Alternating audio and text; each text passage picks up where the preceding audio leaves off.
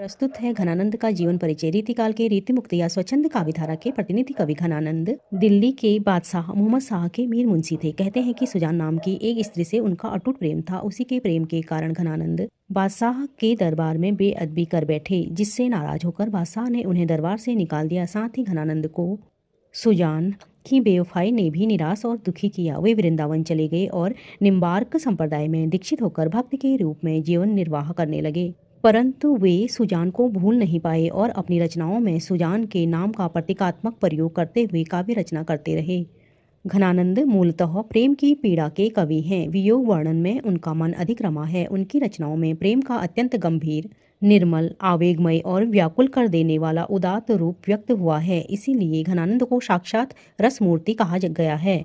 घनानंद के काव्य में भाव की जैसी गहराई है, वैसी ही कला की बारीकी भी उनकी कविता में लाक्षणिकता, वक्रोक्ति, वाग्विदग्धता के साथ अलंकारों का कुशल प्रयोग भी मिलता है। उनकी काव्य कला में सहजता के साथ वचन वक्रता का अद्भुत मेल है। घनानंद की भाषा परिष्कृत और साहित्यिक ब्रजभाषा है।